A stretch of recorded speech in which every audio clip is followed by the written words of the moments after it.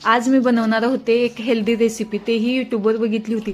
त्यासाठी मी 1 वाटी उडीद डाळ आणि अर्धा वाटी मूग डाळ भिजू घातली होती आणि त्याचं छान असं वाटण बनवून घेतलं आणि त्याच मिक्सरच्या भांड्यामध्ये 2-4 हिरव्या मिरच्या, कोथिंबीर, 2-4 लसणाच्या पाकळ्या आणि कढीपत्त्याची पाने टाकून तेही बारीक करून घेतलं आणि हे मिश्रण त्या वाटणमध्ये टाकून दिलं आणि नंतर मग 1 चमचा जिरे, चवीनुसार मीठ टाकलं आणि बारीक चिरलेला कांदा तोही त्यामध्ये टाकला आणि छान असं बॅटर बनवून घेतलं, मिक्स करून घेतलं आणि लगेच मग एक कढई ठेवली गॅसवरती आणि त्यामध्ये तेल ओतून तेल गरम झाल्यानंतर त्यामध्ये छोटे छोटे असे छान भजे सोडले आणि खरंच खूप खायला टेस्टी लागतात। तुम्ही एकदा नक्की ट्राय करा आणि खूप क्रिस्पी झाले होते, ब्राउनी होईपर्यंत तळून घ्यायचं आणि मग लगेच याच्यासोबत मी सांबर बनवलं होतं। जर तुम्हाला हे तेलकट वाटत असेल तर तुम्ही याचे डोसेही बनवू शकता आणि ह्याच्यासोबत मी मूग डाळीचं सांबर केलं होतं आणि खरंच खूप टेस्टी लागत होतं दोन्ही। तर आज खूपच सोपी आणि हेल्दी रेसिपी आहे, नक्की एकदा ट्राय करा। चला भेटूया नेक्स्ट ब्लॉग मध्ये, बाय।